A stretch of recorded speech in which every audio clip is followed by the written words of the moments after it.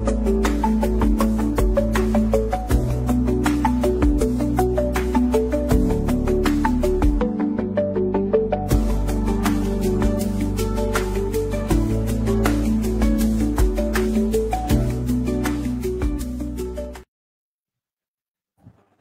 সুধী, প্রিয় শ্রোতা দর্শক মন্ডলী, আপনারা যে যেখান থেকে যুক্ত হয়েছেন দৈনিক আড্ডাবাজি পর্ব 22-এ সকলকে আন্তরিক ভালোবাসা এবং শুভেচ্ছা। আজকে আমার আড্ডাবাজির এই আয়োজনে, ছোট্ট আয়োজনে অতিথি হিসেবে এসেছে একজন সম্মানিত কবি এবং নাট্যকার তাপস চক্রবর্তী। তার সাথে একটু আড্ডা দেওয়ার চেষ্টা করব। আশা করছি আপনারা যে যেখান থেকে যে অবস্থায় যুক্ত আছেন, আপনারা মন্তব্যের ঘরে আজকের অতিথির কাছে কোনো প্রশ্ন, জানতে চাওয়া, ভালো লাগা মন্দ লাগা থাকলে শেয়ার করবেন।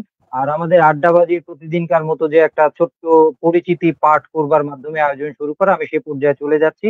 সেটা পাঠের পরে আমরা আজকে দাদার সাথে মোটামুটি জমিয়ে আড্ডা দেওয়ার চেষ্টা করব। তো যাই হোক, কবি ও নাট্যকার তাপস চক্রবর্তী এই প্রজন্মের অন্যতম উজ্জ্বল নাম। 1974 সালের 20 এপ্রিল চট্টগ্রামের চন্দনাশাই উপজেলার সুচিয়া গ্রামে মাতুলিয়ায় জন্মগ্রহণ করেন। তাপস চক্রবর্তী প্রয়াত দয়াল হরি চক্রবর্তী এবং মীরা চক্রবর্তীর দ্বিতীয় সন্তান।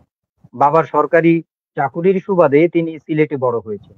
তিনি সিলেট রেলওয়ে স্কুলে তার শিক্ষা জীবন শুরু করেন। পরবর্তীতে সিলেট সরকারি পাইলট স্কুলে পড়াশোনা শুরু করেন এবং সপ্তম শ্রেণী পড়াকালীন সময়ে সপরিবারে চন্দনাশায় চলে আসেন এবং সুচিয়া রামকৃষ্ণ উচ্চ বিদ্যালয়ে ভর্তি হন। সেই স্কুল থেকে এসএসসি পাশ করেন। চট্টগ্রাম শহরে এসে কুমুরগনি এমইএস কলেজে একাদশ শ্রেণীতে ভর্তি হন এবং রাজনৈতিক পরিণতির কারণে তিনি তা শেষ করতে পারেননি। পরবর্তীতে তিনি পশ্চিম পটিয়া এজে চৌধুরী কলেজে এইচএসসি শেষ করেন এবং গাছবাড়িয়া কলেজ থেকে বিকম পাশ করেন। 1989 সালে তিনি কবিতার সাথে সাংস্কৃতিক জগতে পা রাখেন। তবে নাটক সবসময় তার সত্যিকারের ভালোবাসা। 1989 সালে তিনি থিয়েটার আন্দোলনে যোগ দেন এবং 1990 সালের স্বৈরাচারী আন্দোলন চট্টগ্রাম শহরে পথে প্রান্তে পথনাটকে অভিনয় করেছেন।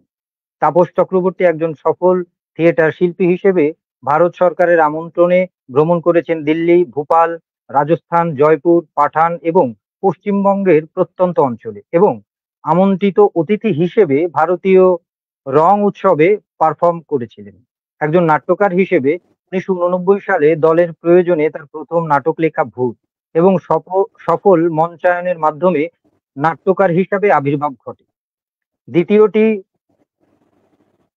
নাটক নরবলি চট্টগ্রামের মঞ্চে আলোড়ন হয়। 1990 সালে মলাটবন্দি হয় প্রথম নাটক ভূত এবং জীবন যেখানে যেমন। 7টি ছোট নাটক নিয়ে আসে। তাপস চক্রবর্তী 2015 সালে আবার কবিতায় ফিরে আসেন। প্রকাশিত হয় সম্মিলিত কবিতা সাহসিকা।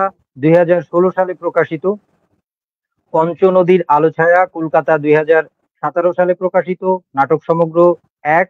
2017 সালে প্রকাশিত যৌথ কবিতা ভরাডুলি অঞ্জলি ও দ্বিধারা 1 এবং 2 2017 সালে প্রকাশিত হয়। তাপস চক্রবর্তী একক কাব্যগ্রন্থ কৃষ্ণ বালিকা, পাটিগণিতস্য ঠোঁট, ঈশ্বর সমীপেষু, তুমি এক বিষণ্ণ নিকোটিন, কবি ও রোদ এবং আতরের সুঘ্রাণ, চোখের ত্রিকোণমিতি, মৃত্যুর স্বরবর্ণ, শব্দোষ, অলকানন্দার ইত্যাদি। উপন্যাস শেষ পথের রেখা ও মান্দসা। তাপস চক্রবর্তী বিভিন্ন জাতীয় আঞ্চলিক সংবাদপত্র লিটল ম্যাগাজিনে নিয়মিত লেখেন। তাপস চক্রবর্তীর ঝাড়বাতি নামে একটি ছোট পত্রিকা সম্পাদনা করছেন।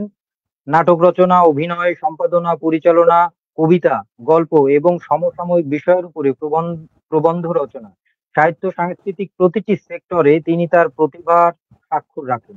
নাট্যকার ও অভিনেতা তাপস চক্রবর্তী পশ্চিমবঙ্গের সোনারপুর কাব্যমঞ্চ কর্তৃক শিউলি স্মৃতি পদক অর্জন করেন এবং ইছাপুর ত্রিয়ায়ন কর্তৃক আয়োজিত দুই বাংলার সম্প্রীতি পদকে সম্মানিত হন। মোটামুটি ভাবে আমরা তার একটা আরো বড় পরিচিতির ব্যাপার আছে, আমরা ছোট করে একটু জেনে নিলাম। যাই হোক, আমি আর কালক্ষেপণ করছি না। যারা যুক্ত হচ্ছেন বা হবেন, বসে আছেন আজকের সম্মানিত অতিথি তাপস চক্রবর্তীর কথা শুনবার জন্য। তাপস চক্রবর্তী কেমন আছেন? শ্রোতা দর্শকদের সাথে আপনার কুশল বিনিময় করুন। মোটামুটি ভালো আছি, সবাইকে স্বাগত। ধন্যবাদ দাদা। আমরা তাহলে চলে যাচ্ছি আমাদের আড্ডায়। আড্ডার প্রথমেই আড্ডাবাজিতে যেটা আসলে বোধহয় একটা কথা বলা ভালো, যে যে জাতির ইতিহাস নেই তাহলে কিভাবে হয়। স্মৃতির ভ্রষ্ট যেমন মানুষ সুস্থ না, ইতিহাসের জাতিও হয় না। তো সেটা হচ্ছে, আমরা সেই অঙ্কুরের গল্পটা শুনতে চাই। অঙ্কুরের গল্পটা এই জন্য শুনতে চাই, যে কখন কিভাবে আর কি আপনার পথ চলা শুরু হলো সাহিত্যে, এবং সাহিত্যের কোন মাধ্যমটা দিয়ে একটু সবিস্তারে আপনার কাছে শুনতে চাই। সঠিকভাবে বলতে গেলে হুম। আমাদের সময় একটা ব্যাকরণ বই ছিল হরলাল রায়ের। হ্যাঁ, আচ্ছা। সেখানে একটা আমার স্মৃতি একটা ছিল, প্রবন্ধ ছিল। ওই প্রবন্ধ থেকে আমার আচ্ছা। প্রথম নাটক লেখা। আমার নাটক যাত্রাটাও শুরু হয়েছিল নাটক দিয়ে। আচ্ছা, তাহলে এই হচ্ছে আপনার পথ চলা শুরু হলো। কবিতায় কখন ঢুকলেন বা কখন লিখলেন? শৈশবে, কৈশোরে, নাকি অনেক যৌবনে? না, কবিতা তো সবারই আছে, সেই শৈশব থেকে হ্যাঁ, শুরু হ্যাঁ। হওয়া। শৈশব থেকেই শুরু মানে হয় সবার। শৈশবের মানে শৈশবের ঠাকুর, প্রথম প্রেমী কবিতা। হ্যাঁ হ্যাঁ। আর আচ্ছা, আচ্ছা।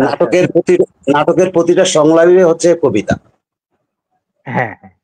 না, এটা আমরা কিন্তু সব নাটকের ব্যাপারে বলতে পারি না, যে ব্যাপারে আপনার কাছে আমরা জানতে আসবো আর কি। যে আসলে নাটকেও তো সুস্থ ধারার বা পরিমিতি বোধ সম্পন্ন সেরকম সুন্দর একটা ব্যাপার আছে, নান্দনিক জায়গা আছে, বোধের ব্যাপার আছে। এখন সব নাটকে হ্যাঁ। আছে বলে তো আমার মনে হয় না। আপনার কি মনে হয় সেটা তো জানবো সবিস্তারে। এখন যেটা হচ্ছে ব্যাপার, তার আপনি আগে হুম, হুম, বলুন। তার আগে আমি একটা নাটকের সংলাপ দিয়ে শুরু করবো আজকের অনুষ্ঠান। হ্যাঁ, হ্যাঁ, হ্যাঁ, হ্যাঁ। শুরু শুরু শুরু করুন, শুরু করুন। হ্যাঁ, সেটা হচ্ছে আমার নাটক হচ্ছে নরবলি। হুম। হুম। স্বপ্নীল হৃদয় বহুকাল আগে ভেঙে চৌচির হয়ে গেছে। এখন এই স্বাগত বিলাস, এই বিদিত সংলাপ, এই বিশ্ব সংসার আমার কাছে মনে হয় এ যেন পিতা পুত্রের ছলনা, মামের কান্নার বিস্তৃত এক প্রহসনের জাল। জানেন, তবু এই সুতীক্ষ্ণ সংঘাত অতদূর গড়াতে দেয়নি আমাদের নীলাচল, যেখানে গিয়ে শেষ হয় আমাদের স্রষ্টার স্বপ্ন, উত্থানের সৃষ্টির শেষ। আচ্ছা, মড়কের উপরে বসে কতটুকু তারকা গণবে কফিন স্রষ্টা? পুঁথিতে আজন্ম শুনেছি শীতকার, শীতকারের এই বিশ্বময়, এখানে এই লোকালয়ে বোবা কান্নার মতো সৃষ্টি স্রষ্টা আমাদের কিছু দিয়েছে পেতাত্তার মিথ্যে সংলাপ, মিথ্যে ছলনায় জড়িয়েছে আমাদের স্বপ্ন। অথচ দেখুন, এই মরক যন্ত্রণার বিমূর্ত ছোঁয়ায়। এই ছিল সংলাপ। বাহ, বাহ, বাহ! চমৎকার! মানে এটা আ আ কি বলে? একটু ঝংকার আছে সংলাপে, এবং অনেক বোধের জায়গা আছে দোলা দেওয়ার মতো। খুবই ভালো লাগলো আপনার একটা চমৎকার সংলাপের। হয়তো পুরোটা শুনতে পারিনি, কিছু অংশ শুনে আমরা শুরু করলাম। আয়োজনটার ভেতর অন্যরকম একটা অনুরণন তৈরি হলো। তো এখন আপনি কোন বয়সে বা কখন অনুভব করলেন যে না, আমি শিল্প সাহিত্য যে কাজগুলো করছি, নাটক নিয়েই আমি কাজটা করতে চাই, আমি কবিতা নিয়েই কাজটা করতে চাই। কখন উপলব্ধি করলেন বা কোন কাজের মাধ্যমে? সেটা বলতে গেলে আমার শুরু হয় 89-এ, যখন আচ্ছা। আমি এসএসসি দেব। তখন আমার হুম। গ্রামে নাটক হতো, নাটকের জয়েন্ট ছিল, নাটকের কাজ ছিল। হ্যাঁ, সেই হুম। সুবাদে শহরেও চলে আসা। আমি প্রথমে জয়েন আচ্ছা। করেছি অরিন্দম নাট্য সম্প্রদায় 89-এ। তখন ছিল আচ্ছা। লাল সালুর, তখন ছিল লাল সালু চলছে ওদের মহড়া। সেই মহড়া থেকেই শুরু আর কি। আচ্ছা। এবং তাহলে কিছু লিখতে চাই, কিছু আপন মনে বলা বলা কথাগুলো হুম, হুম। লিখে ফেলি কাগজে। আর যারা আচ্ছা, তা ওই স্বভাবের, নাট্য ওই হ্যাঁ, ওই নাট্য দলে আসার পরেই কি আপনার মনে হলো যে না, আমার বোধহয় নাটকটাই আমি করে যেতে চাই? এবং হ্যাঁ এটা আমি আজীবন, কারণ দীর্ঘ একটা পথ চলা যেহেতু এসেছেন, মানে একটা সময় তো ফিল হয় যে না, আমি মুড়ি বাঁচি, যাই করি, খাই দাই, চাকরি বাকরি করি, কিন্তু কবিতাটা আমি লিখে যাবই যাব। মানে এরকম হ্যাঁ একটা অনুভব সেটাই আসে যে একে ছাড়া আমি বাঁচবো না। তো ওই হ্যাঁ হ্যাঁ। দলে যাবার পরে বোধহয় আপনার সেরকম একটা অনুভূতি হলো। তো এই হয়েছে। হচ্ছে হ্যাঁ হয়েছে। তো আপনার কবিতা নিয়ে আমরা কথা বলবো, তার আগে আর একটু জেনে আসি যে আপনার এই পথ চলায় এই যে মানে সেই ৮৯ মানে আজকে প্রায় ক বছর? ২৫? 37। আ হ্যাঁ, হ্যাঁ, হ্যাঁ, প্রায় ৩৫-৩৭ বছর। হ্যাঁ, ৩৭ বছর। এই ৩৭ বছরের একটা দীর্ঘ পথ চলছেন শিল্প সাহিত্যের সুস্থ ধারায় বিভিন্ন অঙ্গনে কাজ করবার চেষ্টা করছেন। তো এই কাজ করতে গিয়ে আ কখনো কি কোনো ধরনের, সেটা পারিবারিক হোক, সামাজিক হোক, যেকোনো ধরনের প্রতিবন্ধকতার সম্মুখীন হয়েছেন কিনা? আর প্রাপ্তিই বা কি, কি যুক্ত হলো এই ৩৭ বছরে? পারিবারিকভাবে তেমন একটা ছিল না চাপ। হুম। পরিবার থেকে বাবা হুম, বলতো, ছোট ভাইরা বলতো যে একজন সকালবেলা তো হাজার মানুষ যায়, কিন্তু শিল্পী যায় হুম। একজন। সেই থেকে আর বাহ! কি। বাহ! চমৎকার আর ব্যাপার। হ্যাঁ, হ্যাঁ। এটাই পারিবারিকভাবে বেড়ে ওঠা। তারপরে হচ্ছে বাধা এসেছে। যখন আমরা হুম, পথনাটক করছিলাম ৯০-তে স্বৈরাচার বিরোধী আন্দোলন, আমরা সীতাকুণ্ডে গিয়েছে নাটক করতে। সেখানে হুম। মহল্লার মানুষে মেরেছে। সেটা ছিল, নাম বলা যাবে না নাটকের, সেই নাটক। আচ্ছা। হ্যাঁ, হ্যাঁ, হ্যাঁ, হ্যাঁ। তারপরে হচ্ছে যাই হোক। হ্যাঁ। নরবলি। নরবলি যখন করছি আমরা, তৃতীয় মঞ্চায়নের সময় আমাদের রাষ্ট্রীয়ভাবে বাধা দেওয়া হয়েছে। হুম। মানে তারপরে আসলে ওই এস এম হুম, হুম। সোলাইমানের বলেন, নাটক বলেন। ছিল খেপা পাগলের পেঁচাল, তাও বাধা দেওয়া হুম। হয়েছিল। তখন তো উত্তপ্ত সময়, সংস্কৃতি হ্যাঁ, হ্যাঁ, হ্যাঁ। নাটক বলতেই মানে স্বৈরাচার বিরোধী যা ছিল তাই উদ্যম যা ছিল। ছিল। এখন তো তেমন একটা নেই বললে চলে। পথনাটক নেই, হুম। গণসংগীত নেই, জাগরণ নেই। জাগরণ নেই। আমিও আমার কৈশোরে বা যৌবনে দিকে আমিও পথনাটক কিছুটা পেয়েছি। কিন্তু এখন সেই যে সমাজ সচেতনা মানে সমাজ সচেতনামূলক যেসব নাটিকা বা নাটক হতো দল বেঁধে, বেঁধে, যে এই দলটা হ্যাঁ, এই ২ জেলা কাভার করবে, এই দলটা বা এই দুটো দল এই বিভাগটা কাভার করবে এবং যৌতুকের উপরে বা অন্যান্য যেসব সামাজিক ট্যাবু এবং কুসংস্কার ছিল, এখন আসলে সেই ব্যাপারটা আমরা দীর্ঘ অনেক বছর ধরেই দেখছি না। তো যাই হোক, এরকম ধরনের অনেক প্রতিবন্ধকতা পেরিয়ে এসেছেন। আপনার গল্প শুনে বুঝতে পারি যে নাটক করতে গিয়ে পিটুনিও খেতে হয়েছে। মানে এটা একটা অনেক বড় প্রতিবন্ধকতা। তো এর সাথে এই ৩৭ বছরে কি, কি প্রাপ্তি যুক্ত হলো বলে আপনার মনে হয়? সেটা ব্যক্তিগত হোক, অন্তরের খোরাক হোক, সামাজিক হোক, কি, কি যুক্ত হলো? প্রাপ্তি বলতে আমি ভালো মানুষ হয়েছি। মননে, চেতনায় আমি একজন ভালো মানুষ। আর এই এই এই এই বড় প্রাপ্তি। এই বড় প্রাপ্তি, আরগুলো সব ঠুনকো। আচ্ছা, আচ্ছা। দিন শেষে ওই ব্যাপারটা হচ্ছে এরকম যে ভালো মানুষ হওয়া আর ভালোবাসা ছাড়া একজন হুম। শিল্পীর আর কিই বা প্রাপ্তি থাকতে পারে? বাকিগুলো তো আসে যায়। কেউ দিল, দিল আসে না, যায়। নিল, নিল না। হ্যাঁ, হ্যাঁ, হ্যাঁ। সেটা সেখানে আবার অনেক দলাদলিরও আবার ব্যাপার থাকে। আ হুম। দলাদলি। হ্যাঁ, হ্যাঁ, হ্যাঁ। ভালোবাসা, তো যাই হোক। স্বদেশের হুম। স্বদেশের প্রতি ভালোবাসাটাই হচ্ছে আসল। আর সব আসল। ঠুনকো। আর সব ঠুনকো। বাহ! ভালো লাগলো আপনার কথা শুনে। এখন একটু আ আ শিল্প সাহিত্যের আরেকটু আলাপ শুনি আপনার কাছে। যেহেতু আপনাকে শুনবো, আ সেটা হচ্ছে শিল্প সাহিত্য মানুষ ও সমাজের উপরে কিভাবে প্রভাব ফেলে? এটা এজন্যই এখন জিজ্ঞাসা করলাম। একটু আগে আপনি বললেন যে আমাকে ভালো মানুষ হতে সবচেয়ে বেশি ১ম এই বললেন ভালো মানুষ হতে বা বানিয়েছে এটাই প্রাপ্তি। তো এই শিল্প সাহিত্য আপামর জনসাধারণ যদি চর্চা করে, দেখে বা সুস্থ ধারার, তাহলে সেখানে কি প্রভাব পড়তে পারে বা পড়ে? আমরা যখন একটা সময় রাজনীতি করতাম, তখন আমাদের হুম, বেসটা ছিল যে রাজনীতির প্রথম সত্য হচ্ছে তোমাকে কালচার অ্যাক্টিভিটি থাকতে হবে। এখন সেটা নেই। হুম। হ্যাঁ, এখন রাজনীতি হচ্ছে আরেকটা ব্যাপার। হ্যাঁ, শুধু টাকা পয়সা আসতে হবে, যেতে হবে, এইসব। আমাদের সময় কালচার অ্যাক্টিভিটি ক্ষমতার ছিল। সম্পদ। মানে হ্যাঁ, ক্ষমতার সম্পদ ছোট্ট করে বললে। হ্যাঁ। আর কালচার অ্যাক্টিভিটি না থাকলে একজন মানুষের চেতনা বাড়ে না, চেতনা উর্বর হয় না। হুম, মানুষের কাছে যেতে হলে কালচার অ্যাক্টিভিটি লাগবে। সে নাটক হোক, গান হোক, কবিতা হোক, যা আছে সংস্কৃতির প্রতিটা অধ্যায় থাকুক। হুম।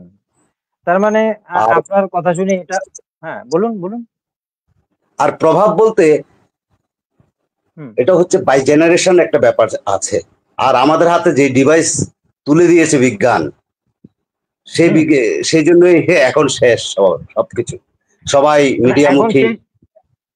না, এখন শেষের এর ভিতরে মানে আমার উপলব্ধির জায়গা বা আশেপাশে আরো দুই একজন অগ্রজদের সাথে আলাপ করে যেটা আমার উপলব্ধি হয়েছে, এক সময় প্রিন্টিং মিডিয়া ছাড়া আমরা কি করতাম, আমাদের অবসর আছে, হয়তো কাজ সেরে এসেছি, আমি সবার আগে হয়তো একটা বই, একটা ম্যাগাজিন কিংবা কোনো একটা সংখ্যা, একটা পত্রিকার একটা এপিসোড নিয়ে বসতাম বা বসতো আগে। কিন্তু এখন ডিজিটালাইজেশন এসে যে ব্যাপারটা হয়েছে, এখন ফোন নিয়ে মাসবি সবাই বসে। তো আমার এই যে আড্ডাবাজিটা আপনি দেখছেন, আপনি খেয়াল করেছেন কিনা জানি না, আমি চিন্তার ঘ্রাণ নামে একটা ছোট্ট প্ল্যাটফর্ম নিয়ে কাজ করার চেষ্টা করি। এটা কতদূর যাবে জানি না। সুস্থ ধারায় যারা লেখালেখি করছেন, বোধের জায়গা শানিত করবার জন্য যারা লেখালেখি করছেন, তাদেরকে নিয়ে এর উদ্দেশ্য হলো এটা, যেহেতু মানুষ এখন বই পড়ছে না, সংখ্যা পড়ছে না, মোবাইল দেখছে, তাহলে এই কাজগুলো মোবাইলেই তুলে ধরি। 5 জন মানুষ দেখুক, 10 জন মানুষ দেখুক, যদি কোনো একজন মানুষের বোধে দোলা লাগে, যদি সে একটু আনন্দ পায় এই জায়গাটা থেকে, তো আমার মনে হয় যে যারা এরকম কাজ করছেন সুস্থ ধারায়, তারা অফলাইন থেকে এখন অনলাইনেও অনেক কাজ করা উচিত, যাতে স্ক্রোল করলে মানুষের সামনে না চাইতেও একটা কবিতা চলে আসে, একটা নাটকের সংলাপ চলে আসে, এরকম একটা আড্ডাবাজি চলে আসে, যেটা শিল্প সাহিত্য নিয়ে আড্ডা হচ্ছে। তো ওই জায়গা থেকে আমি আর কি যুক্ত করলাম। তো যাক, মোটামুটি একটা বুঝতে পারলাম আপনার কথা থেকে যে শিল্প সাহিত্য চর্চা করলে মানুষকে কোনটা ঠিক, কোনটা বেঠিক, কোনটা আলো, কোনটা অন্ধকার, এটা বোঝাতে সহযোগিতা করে। এবং তাতে করে যেটা হয়, তার বোধ শানিত হয়। শানিত হলে সে একজন ভালো মানুষে রূপান্তরিত হয়। কারণ দিন শেষে নারী, গোত্র, ধর্ম, বর্ণ শেষে আমরা মানুষ। সে বিচার করতে পারবে, যে সবার উপরে কোনটা ভালো কোনটা মন্দ। আচ্ছা, তো যাই হোক, এই ব্যাপারটা তার মানে ওই আমরা বুঝতে পারবো তাহলে যে মধ্যযুগের কবি চণ্ডীদাস বড়ু বোধহয় ওনার নাম যতদূর আর কি পাওয়া যায়, ওনার একটা দুটো লাইনের সেই স্তবক আছে, দুটো পদ আর কি, যে শুনো মানুষ ভাই, সবার উপরে মানুষ সত্য, তাহার এই মানুষ কেন্দ্রীভূত হতে পারে। হ্যাঁ, তো যাক, এখন মোটামুটি আমরা সাহিত্য শিল্পের প্রভাব বুঝলাম। এখন থিয়েটারে একটু ফিরি। থিয়েটারে ফেরার পরে আপনার কবিতা শুনবো, এই জন্য আপনার মানসিক প্রস্তুতি রাখবেন, কারণ আপনার যেহেতু পেয়েছি একটু কবিতাও শুনবো। সেটা হচ্ছে, আপনি থিয়েটারের মানুষ, তো বর্তমান থিয়েটারের হালচাল বা অবস্থা কি, এ নিয়ে আপনার মতামত কি, এবং এটা কিভাবে এর ব্যাপ্তি, মানে সুস্থ ধারার থিয়েটার কালচার তার ব্যাপ্তি আরো বেশি, আগে মহল্লায় পাড়ায় পাড়ায় একটা নাট্যগোষ্ঠী থাকতো, জেলায় জেলায় থাকতো, যেটা কিন্তু এখন সংখ্যা অনেক কমে গিয়েছে। তারা বছরে কোনো একটা পুজো পার্বণ, ঈদ কিংবা কোনো দেশীয় কোনো একটা উৎসবে তাদের একটা পারফরমেন্স থাকতো, তারা 1 মাস 1.5 মাস সেটা নিয়ে তৈরি হতো। এখন সেটা দেখা যাচ্ছে না বা দেখা যায় না। তো এই ব্যাপারটাকে আপনি কিভাবে দেখেন বা মূল্যায়ন করবেন, বা আপনার মতামত বা দিক নির্দেশনা কি, পরামর্শ?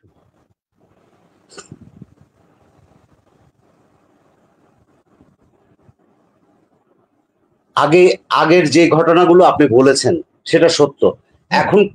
এখন পাড়ায় মহল্লায় কি হচ্ছে, কিছুই হচ্ছে না। মোড়ে মোড়ে মোবাইল হাতে, মোবাইলের দোষ দিয়ে তো লাভ নেই। ওটা ওই ডিভাইসটার ভালো আছে মন্দ আছে, ভালোটা কয়জনে গ্রহণ করছে, গ্রহণ করছে, মন্দটাই বেশি গ্রহণ করছে।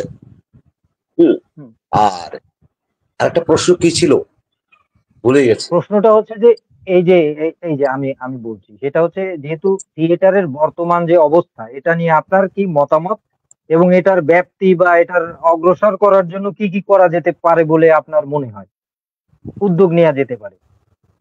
আগেও ছিল না রাষ্ট্রীয় পৃষ্ঠপোষকতা, এখনো নেই রাষ্ট্রীয় পৃষ্ঠপোষকতা। মাঝখানে কিছুদিন ভাতা দেওয়া হয়েছিল, তাও সামান্য, সেটাও বন্ধ। আর এখন হচ্ছে শিল্পকলায় তো নাটক হচ্ছেই না, যা হচ্ছে সেটা থিয়েটার ইনস্টিটিউট চিটং এর কয়েকটা হাতে গোনা দল, যেমন আমার দল ফেম স্কুল অফ ডান্স ড্রামা করছে, হ্যাঁ, ওদিকে করছে তির্যক, এই কয়েকটা দল হাতে গোনা। আগে ছিল 40-45টি দল, প্রায় 70টা দলও ছিল কখনো। 89-এর সময় 70টা দল ছিল, কিন্তু এখন কমে সেটা দাঁড়িয়েছে নিয়মিত হচ্ছে ৪৫ জন। ৪৫ জনের মধ্যে নাটক করছে কয়জন? এক। দ্বিতীয় হচ্ছে যারা নতুন আসছে, এরা আসছে শুধু মিডিয়ামুখী, কয়েকদিন ওয়ার্কশপ করলো, তারপর চলে গেল হুম। আমি মিডিয়াতে। মিডিয়াতে যখন এখানে কাজ হচ্ছে না, আমি এখানে থেকে লাভ কি? আমার মিডিয়াতে যাই। মিডিয়া, সবাই মিডিয়ামুখী। আর একটা সময় আচ্ছা, আমরা আচ্ছা। যখন থিয়েটার করতাম, আবুল বিড়ির প্যাকেটে নিয়ে চলে যেতাম, 2 টাকা দাম ছিল তখন। আচ্ছা, আচ্ছা। ঠিক আছে। না এখন আর এই আপনার ওই শেষ প্রশ্নটা যেটা হচ্ছে যে এখন কি করা যেতে পারে বলে পরামর্শ? তার আগে আপনি যেহেতু একটা কথা উঠালেন আমার মনে হলো জিজ্ঞাসা করা উচিত। এই যে মিডিয়ামুখী হয়ে যাওয়া আসলে আ এই ব্যাপারটা বা মিডিয়ার দিকে সবাই ঝুঁকে যাচ্ছে কেন? আসলে মিডিয়ায় কি ভালো কোনো কাজ হচ্ছে কিনা? বা কি অবস্থা? মিডিয়ার নাটকে বা ফিল্মের কি অবস্থা? মিডিয়ার ক্রিয়েটিভিটি তো ডিরেক্টরের হাতে। ওখানে তো পারফর্মারের কিছু নেই, শুধু বলে দেওয়া, সংলাপ বলে দেওয়া, আর ও সামথিং নড়াচড়া। আর যা এখন কারিশমা করছে, সে ডিরেক্টরই করছে, পারফর্মার উঠছে ডিরেক্টর, কোথায়? হ্যাঁ, মানে ডিরেক্টর, ক্যামেরাম্যান, টেকনিশিয়ান সবাই মিলিয়ে আরকি অভিনেতা সেখানে একটা মানে পুতুলের মতো পুতুল কাত হলে পুতুল। বলে কাত। হ্যাঁ, হ্যাঁ, হ্যাঁ। না এখন যখন যেটা হচ্ছে যেমন ব্যাপার হুমায়ুন আ যেমন আমি হুম, হুমায়ুন ভাইয়ের এখনো সংলাপটা আমার হয়ে, কে যাহে বলে ডাক দিয়ে, কোনটা কীর্তন খোলা নাটক এখন আমার কানে বাজে।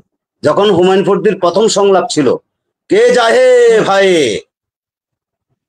আচ্ছা, আর এই যে আমরা মনে করেন স্ক্রিনে আমরা দেখি নাটক কিংবা টক শো, আপনার সাথে আমার এই যে আড্ডা হচ্ছে, এই আড্ডাটা যদি আমরা চা খেতে সামনে দিতাম, সেটা যত প্রাণ পেত এবং আমাদের ভালোবাসা বিনিময় হতো।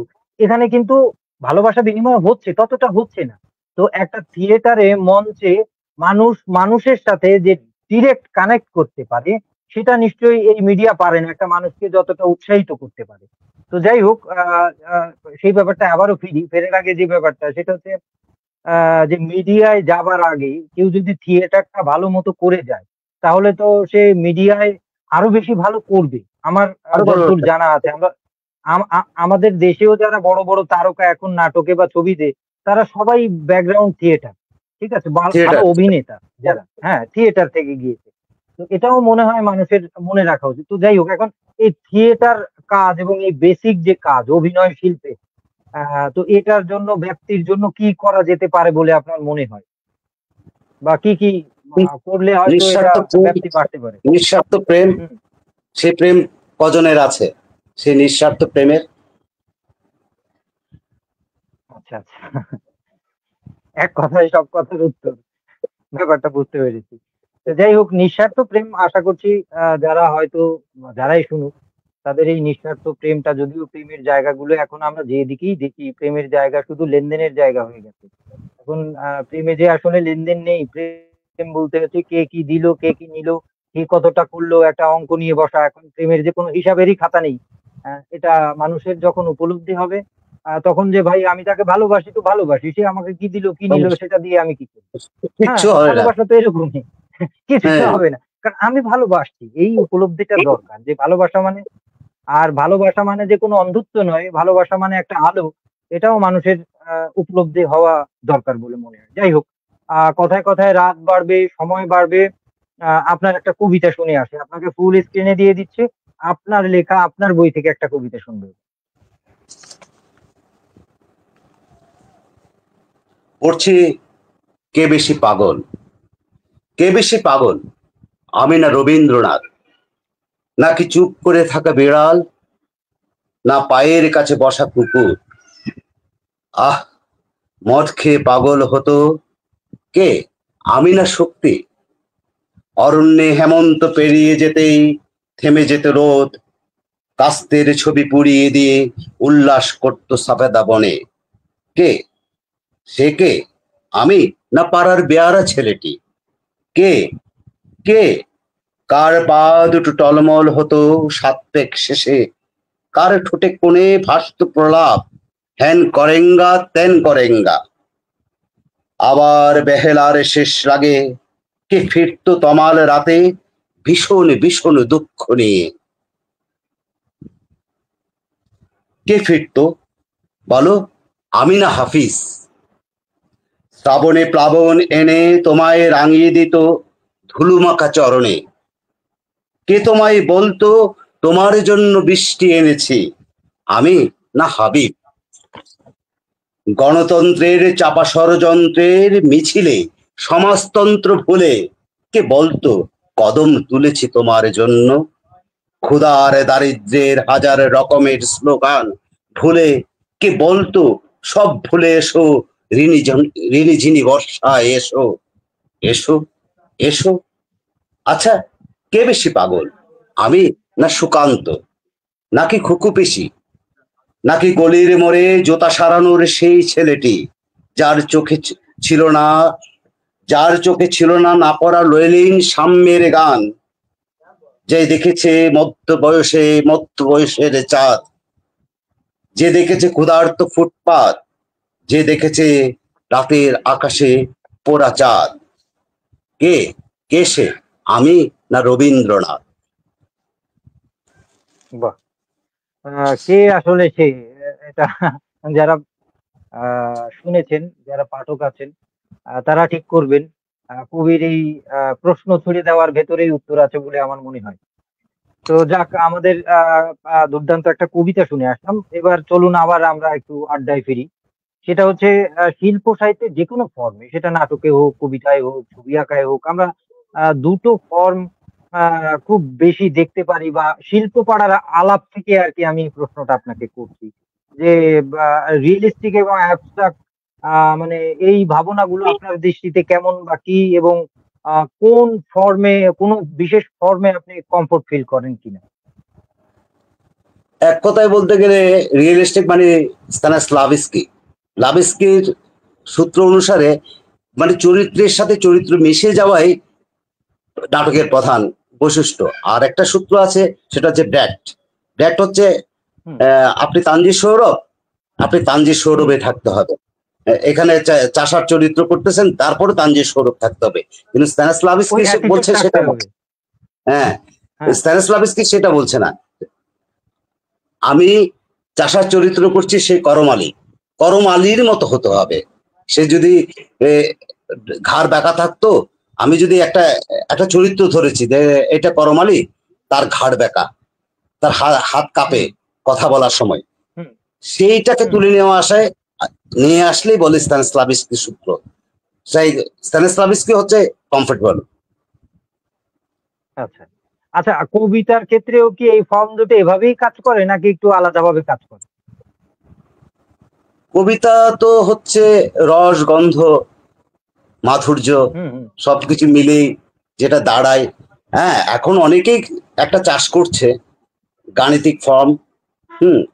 হ্যাঁ, হ্যাঁ। গাণিতিক, জ্যামিতিক এবং নতুন, নতুন ফর্মের ব্যবহার আমরা দেখতে পাই। করুক না, যে যার সেটা মতো করে করুক। হ্যাঁ, করুক। শেষ পর্যন্ত করুক আসলে। মহাকাল সাক্ষী হ্যাঁ, থাকলো, হ্যাঁ। কে জিতলো? সে হ্যাঁ, কে জীবনানন্দ জিতলো? টিকলো, জীবনানন্দ হ্যাঁ, টিকলো, হ্যাঁ। না গাণিতিক ফর্ম টিকলো? হ্যাঁ, এখন সেটা কালের উপরে ছেড়ে দিই। তবে সাহিত্য হুম, যেহেতু প্রথমত একজন শিল্পী তার মনের আনন্দেই করে থাকেন। হ্যাঁ, সেই মনের জায়গা আনন্দে থেকে করতে। যখন করতে, করতে একটা দায়িত্ববোধ তৈরি হয়, তখন সে সমাজ এবং সবকিছু ভেবে যে আসলে এই সমাজকে আমার কিছু দেওয়ার আছে কিনা। আমার মনে হয়, আমি জানি না, এটা ভুলও হতে পারে। তখন সে সমাজের না, না, কথা ভেবে ওই সমাজের জন্য কিছু রেখে যাওয়ার যেমন চেষ্টা করে। অনেকে আছে না, অনেকে বলছে না পৃথিবী হুম। অ্যাট দ্য রেট আমার অঙ্কগুলো কষে গেছে জীবনের মতো। অসুবিধা কি? বলুক সে, তার ভাষা তো এটাই। বলুক সে। হ্যাঁ, হ্যাঁ, তার হ্যাঁ। ভাষা এটা। হ্যাঁ। হুম। একেকজনের প্রকাশভঙ্গি বা ভাষা বা স্টাইল আলাদা হতেই পারে। আর এই নতুনত্ব সাহিত্যে বা শিল্পে যুক্ত হলে সাহিত্য মনে হয় সমৃদ্ধ হয়। এভাবেই তো এক্সপেরিমেন্ট চলতে থাকবে। তো এখন যেটা হচ্ছে ব্যাপার, আমরা বিভিন্ন আর্ট, কালচার বা সাহিত্যে, কবিতায়, গানে বা কিংবা ছবিতে আমরা বিভিন্ন ইজম বা মতবাদের ব্যবহার দেখি। নাটকেও এরকম দেখি। তো বা এই ব্যাপারগুলো আপনার মূল্যায়ন কি? বা আপনি কোন স্পেশাল কোন ইজম, যেমন আ আ সুরিয়ালিজম, ইমপ্রেশনিজম এরকম কোন কাজ করেছেন কিনা? কিউবিজম, বিভিন্ন ইজম দেখি। ওই যে কিংবা প্রথমেই কোন হলো না, মতবাদও হতে পারে। সবার উপরে মানুষ হুম, সত্য, তাহার উপরে নাই। মানুষের হুম, হুম। মানবিকতাই হচ্ছে আমার সুরিয়ালিজম। আচ্ছা, আচ্ছা। যেমন আমি তার আমি মানে গত হ্যাঁ। এই কিছুক্ষণ আগে কবিতা যেটা পড়লাম সেটাতেই হুম, লাগে। হুম, হুম। হ্যাঁ, কার পা দুটো টলমল হতো সাত পেক শেষে, কার ঠোঁটের কোণে ভাসত প্রলাপ, হ্যান করেঙ্গা ত্যান করেঙ্গা। এই তো। সে কি শক্তি নাকি আমি? ঠিক আছে, হ্যাঁ, হ্যাঁ, ব্যাপারটা বুঝলাম আর কি। তো যাক, এখন আর একটু এর সাথে আমরা আরো একটু যেটা জানতে চাই, হয়তো আর্ট কালচার এবার কি বোঝে, আমাদের সমাজে কিভাবে সুস্থ ধারা রুচিসম্মত শিল্প সাহিত্য চর্চা ও প্রচার বেশি বেশি ছড়িয়ে দেয়া যায় বলে আপনার মনে হয়, বা কোনো পরামর্শ যেটা মনে হয় যে এই কাজগুলো যদি করে, তরুণ হোক নবীন প্রবীণ যারা কাজ করছেন, তাহলে হয়তো আহ সুস্থ ধারাটা আরো বাড়বে, রুচিসম্মত কাজ হবে, কোয়ালিটিফুল আর কি, কোয়ান্টিটি নয়, কোয়ালিটি। ওই আমি তো কিছুক্ষণ আগেই বললাম, নিঃস্বার্থ প্রেম, হুম, তারপরে হচ্ছে আবার কে করবে নিজের খেয়ে বনের মোষ তাড়াবার। কিন্তু যদি স্কুল স্কুলিং এ স্কুল থেকে থিয়েটার কিংবা সংস্কৃতি চর্চাটা শুরু হতো, তাহলে হুম। এই দেশ আরো সুন্দর হতো, আরো সমৃদ্ধ হতো। হ্যাঁ, এই যে এই একটা ভালো, আমার খুবই আপনার এই পরামর্শটা আমি আরো গুণীজনদের কাছে শুনেছি যে বেসিক লেভেল থেকে একটা শিশুকে যদি স্কুল, প্রাইমারি এবং হাই স্কুল সহ ইন্টারমিডিয়েট পর্যন্ত যে একটা ক্লাস থাকবে, সেটা আর্ট কালচার শিল্প সংস্কৃতি নিয়ে, যে যে বিষয়ে করতে চায়, তুমি কবিতা করতে চাও কিন্তু তোমাকে করতেই হবে, যেমন স্পোর্টস এ থাকতে পারে। তো এই ব্যাপারটা হলে হবে কি, ওর একটা সাংস্কৃতিক এবং সুস্থ ধারার আলোকিত মন ছোটবেলা থেকে আস্তে আস্তে গড়ে উঠবে বলে মনে হয়। এই পরামর্শটা আমারও খুবই ভালো লেগেছে। কিন্তু এখন একটু তারপর কবিতা হচ্ছে শুনতে চাই, তার আগে বলেন, বলেন। সেক্ষেত্রে বলেন। দায়বদ্ধতা পরিবারেও আছে। পরিবার হ্যাঁ, ছেলেকে আগে শেখাতে হবে, কিন্তু হুম, না শিখিয়ে কি করে, ওই তোমাকে বিজ্ঞানী হতে হবে, তোমাকে ডাক্তার হতে হবে, তোমাকে ইঞ্জিনিয়ার হতে হবে। কেউ বলে না মানুষের মতো মানুষ হতে হবে, এটা বলে না কেউ। এই এই এই যে এটাও একটা বড় জায়গা যে একটা শিশু ও বা একটা মানুষের জন্য, আহ বাচ্চার জন্য সবচেয়ে প্রথম, তার প্রথম এবং সবচেয়ে বড় প্রতিষ্ঠান হচ্ছে তার পরিবার। তো ওখান থেকে তাকে যেভাবে আস্তে আস্তে ন্যারিশ করা হবে, ও আস্তে আস্তে সেই দিকেই মোটিভ হবে। তো একটা বাচ্চার হয়তো ছবি আঁকতে ভালো লাগে, সে ছবির ড্রয়িং নিয়ে বসেছে, কিন্তু তার বাবা বলে, বাবা বা মা বা পরিবারের যারা গুরুজন আছে, ছবির খাতাটা ছুঁড়ে ফেলে দিয়ে হয়তো বললো যে তুমি এগুলো কেন করছো, তোমাকে তো ডাক্তার হতে হবে, তোমাকে আমি হুম। তোমাকে উকিল হতে হবে, এগুলো করে তো কিছু হবে না। সে যে এখন ছবি আঁকছে বিদায় সারা জীবন ছবি আঁকবে, ব্যাপারটা তো এরকম না। শিশুর মনকে বিকশিত করতে হলে শিশুকে আগে মুক্তি দিতে হবে চাপ থেকে, যে আসলে ও কি চায়, যেটা আমরা আমাদের আহ যেভাবেই দেখি উন্নত বিশ্ব বলি আর কি, এখন এখানেও বিভিন্ন প্রশ্ন আসতে পারে। সে জায়গার যে একাডেমিক সিস্টেম, সেই সিস্টেমে আমরা দেখি যে একটা বাচ্চাকে ছেড়ে দেওয়া হয়, তুমি কি চুজ করো, সে যেটা চুজ করো ওর পরেই তুমি কাজ করো। ঠিক আছে, তুমি ওটা নিয়েই কাজ করো, তুমি মনের আনন্দে কাজ করো, তোমার যেন মনে না হয় যে না আমি মনের আনন্দে কাজ করছি না, আমাকে কেউ পেছন থেকে প্রেশারাইজ করছে, পরিবার সমাজ প্রতিষ্ঠান। তো তাহলে হয় কি, মুক্ত হলে তখন তার চিন্তা এবং কাজকর্ম আরো বেশি বিকশিত। আরো তো আরো যাই বিকশিত হোক, হয়। এখন হ্যাঁ, এখন আপনার আর একটু আমি কবিতা শুনতে চাই। সংবিধিবদ্ধ সতর্কীকরণ, হুম, স্লোগান, মিছিল, সাম্য আর সৌম্যের সংবিধিবদ্ধ সতর্কীকরণ। এখানে ঝর্ণামাখা কোনো কবিতার জন্ম হয়নি। অতএব নিষিদ্ধ মানুষের আতুর ঘর, কবিতাহীন কবিতাহীন লেবার রুমে বসে থাকা মালবিকার আফসোস, এ জীবন আমার নয়, এ বৃষ্টি আমার নয়, এ প্রেম আমার নয়, আমি শুধু জলে ভাসা পদ্ম। হেমলতার ঠোঁটে প্রসব বেতার হয়েছিল জন্মান্তরের কথা, কবির অবশিষ্ট কথার অরণ্যের সবুজ পাতা মাড়িয়ে হুমড়ি খেয়ে পড়েছিল মাকড়সার জালে, ক্ষেতের আলে। অথচ মানুষের স্রোত বুঝে কোপ দেয়নি নদীর মতো কয়েকটা পিঁপড়ে, কেঁচো, সাপ, গিরিগিটি। তবু সংবিধিবদ্ধ সতর্কীকরণ, এটা কবিতা নয়। কবিতার মতো বলে পগার পার হবেন না কেউ, কেননা মানুষের কবিতা হতে চাইলে আস্ত একটা সূর্য চাই, রঙিন সোনার মতো, তার কণ্ঠে স্লোগান চায় অঞ্জনার কপলের টিপের মতো। তবু সংবিধিবদ্ধ সতর্কীকরণ এটা কবিতা নয়, কথা নয়, শব্দ নয়, স্রোতহীন কবির গবাক্ষে ভাসে ঘাস, ভুসি আর কসাইখানা। বাহ, আরো একটা দারুণ কবিতা বোধহয় আমরা শুনে ফেললাম। তো শ্রোতা দর্শক মন্ডলী, দৈনিক আড্ডাবাজি 22 পর্ব 22 আপনারা যে যেখান থেকে দেখছেন সকলকে আবারও হার্দিক ভালোবাসা, শুভেচ্ছা এবং প্রীতি। আর সাথে আছেন একজন কবি, একজন নাট্যকার তাপস চক্রবর্তী। আমরা তাকে শুনছি, তার কবিতা শুনছি। আমি চেষ্টা করছি তাকে আড্ডা দেবার সঙ্গী হিসেবে। তো আশা করছি আপনাদের ভালো লাগা মন্দ লাগা জানাবেন। তো এখন আবার বোধহয় একটু আড্ডাবাজিতে ফিরি। এই মানে একটু যে ব্যাপারটা যে ওই যে আপনি বললেন গাণিতিক বা যে যার মতো করে লিখছে, তারা নিশ্চয়ই এটা এক্সপেরিমেন্ট বলছেন আর কি। তো এক্সপেরিমেন্ট তো সব এক্সপেরিমেন্ট। জায়গায় হয়। হ্যাঁ, হ্যাঁ, কবিতায়, নাটকে, গানে, যেকোনো জায়গায় আর্ট ফর্মে হতে পারে। তো এক্সপেরিমেন্টাল বিষয়টা একটা শিল্পী বা কবি সাহিত্যিকের জীবনে কতটা গুরুত্বপূর্ণ বলে আপনার মনে হয়? আর কিভাবে সে এই এক্সপেরিমেন্টের ধারণাটা পেতে পারে? এক্সপেরিমেন্টের করতে গেলে যে একটা বোধের প্রয়োজন, সে বোধটা নিজের ভিতরে নিজের বোধটা জাগিয়ে তুলছে। অনেকেই করছে, অনেকেরটা ভালো হচ্ছে, হাতে গোনা। আবার কেউ চাপিয়ে দেওয়া শব্দের মতন বলে যাচ্ছে। হুম, সবটাই তো কবিতা হচ্ছে না, কিছু কিছু কবিতা হয়ে গেছে। এর মধ্যে আমি বলতে হুম, পারবো হুম। অরবিন্দের কবিতা। হ্যাঁ, হ্যাঁ, হ্যাঁ। যদি একটা ফরম্যাটে দাঁড়িয়েছে, আমাদের প্রেরণা দেয়। যদিও আমার ছোট, সে তার কবিতা আমাকে মাঝে মাঝে প্রেরণা দেয়। না, না, তারপরে অরবিন্দ চক্রবর্তী আমার ভালোবাসার মানুষ একজন। হ্যাঁ, হ্যাঁ।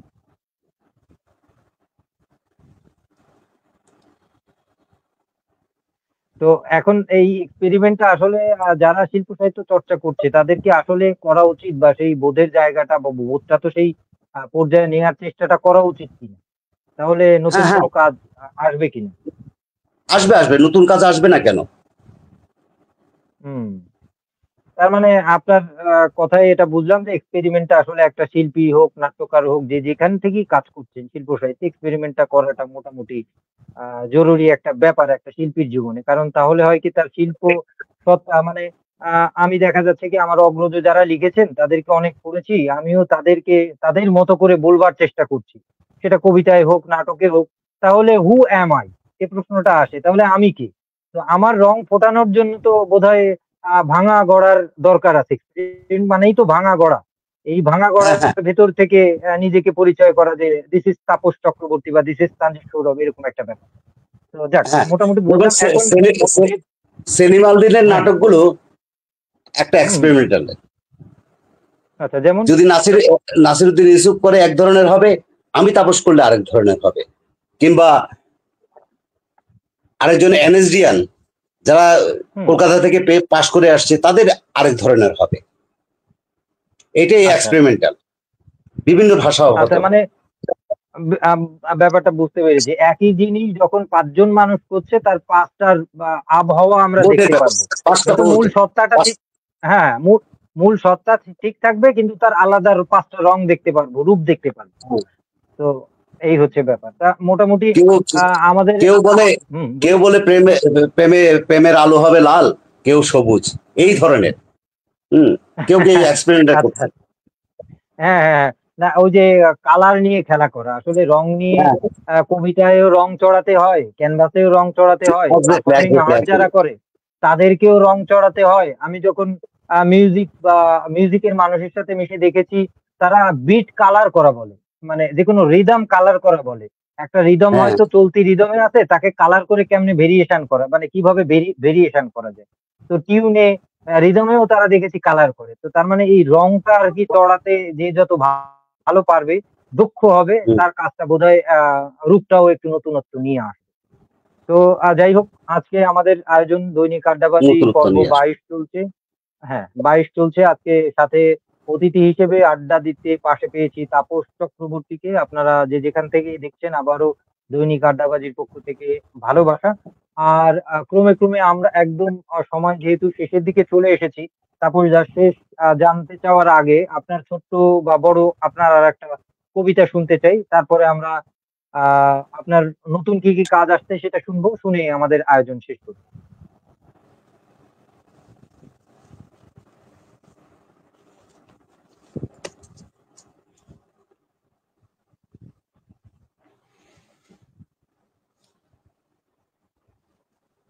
তুমি রবে নীরবে।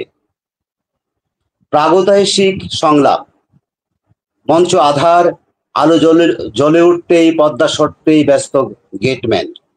ঘোষণা হয় পিন পতন নীরবতার। বিবর্তনের কোল ঘেঁষে সময়, সময়ের কাছে তুমি আমি। দর্পণে শরৎ শশী, অতঃপর বাধা ছিল শুধু প্রহসন। বেহেলার একটানা ক্রন্দন শেষে প্রাগৈতিহাসিক সংলাপ মূর্ছনা। অধিকার ছেড়ে দেওয়ার পরও অধিকার রাখা একমাত্র বিড়ম্বনা মাত্র। কথাটা সত্য হলো মানতে হয়, মানতে হয়। না লেখা চিঠির খাজে, বুকের খাজে খাজে কষ্টের প্রহরগুলি চোখের পাতা।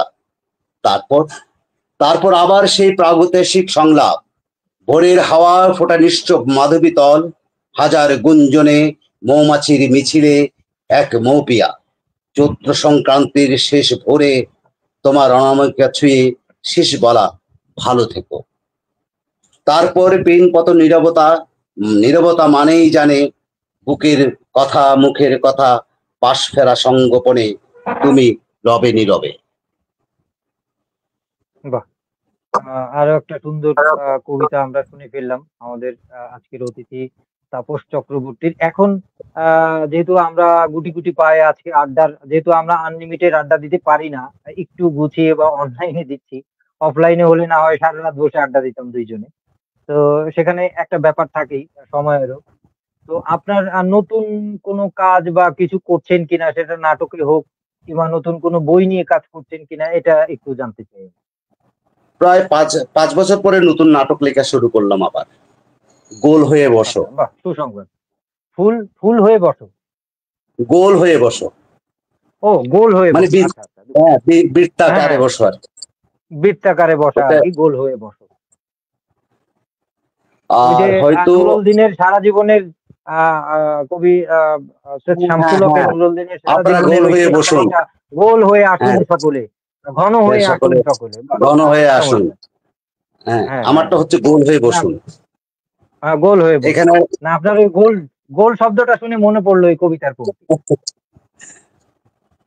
এবং একজনে সংলাপ দিচ্ছে, আরেকজনে উত্তর দিচ্ছে, দুজনেই পারফর্ম করবে এবং সমসাময়িক হুম। সমস্ত বিষয়গুলো।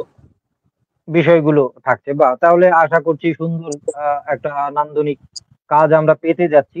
আর বইয়ের ব্যাপারে কোনো লেখালেখি আ ভাবনা আছে কিনা বা আগামী বইমেলায় আসবে কিনা? এবছর চেষ্টা করছি যে নাটকের সরি নাটকের দ্বিতীয় সংস্করণটা করে ফেলবো। দ্বিতীয় নাটক সমগ্র। আচ্ছা, আচ্ছা, আচ্ছা, আচ্ছা। তাহলে তো আসছে। আর নতুন কবিতা নিয়ে কিছু? কবিতা নির্বাচিতটা করার চেষ্টা করছি। 17টা তো আচ্ছা, হয়ে গেল। আপনার, আচ্ছা, তাহলে তো খুবই ভালো। নির্বাচিত একটা সুনির্বাচিত হলে সুবিধা হবে। কেউ চাইলে তাপস চক্রবর্তীকে ওখানে গিয়ে তার নির্দেশটা নিতে পারবে। তো হুম। এখন যেটা ছোট করে যদি প্রশ্ন করি যে বাংলা সাহিত্যে কোন কবি আপনাকে বেশি, এরকম কোন কবি আছেন যিনি বেশি প্রভাবিত করেছেন কবিতায়? বিনয় মজুমদার। বাহ! অনেককেই প্রভাবিত করেছেন বিনয় মজুমদার। আচ্ছা, আর নাটকে যে কাজ করছেন, আপনি যেহেতু নাটক লেখেন এবং নির্দেশনা সহ এই মূল কাজগুলোর সাথে জড়িত। এরকম কোন গুরুজন আছেন, নাট্যজন আছেন যাকে দেখে আপনার মনে হয়েছে যে না, আমারও এরকম আ নাট্যকার হওয়া উচিত। এরকম কোন নাট্যকার মনে হয় বাংলাদেশে?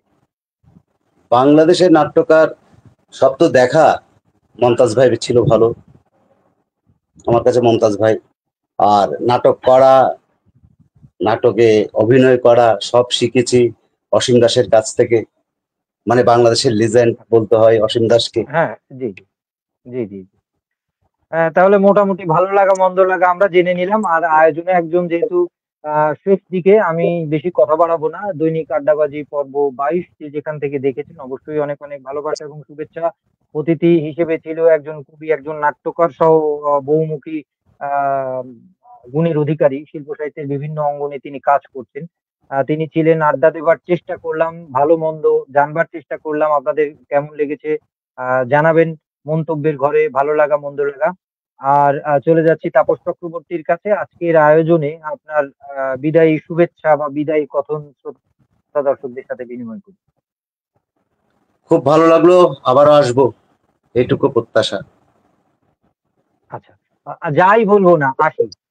তো ধন্যবাদ, ভালো লাগলো যে আবারও আসবে, আবারও আমরা আড্ডা দেবো সেই আশা রাখছি, আমি রাখছি, শ্রোতা দর্শকদেরকেও রাখতে বলছি। তো যাই হোক, দৈনিক আড্ডাবাজি পর্ব 22 একদম শেষ পর্যায়ে এসেছি। নতুন কোনো পর্ব নিয়ে, নতুন আড্ডাবাজি, নতুন অতিথি নিয়ে আপনাদের সাথে আবারও দেখা হবে। সেই পর্যন্ত যে যেখানে যে অবস্থায় আছেন ভালো থাকবেন, সুস্থ থাকবেন, সুন্দর এবং সত্যের সাথে থাকবেন, এই বলেই শেষ করছি। শুভরাত্রি।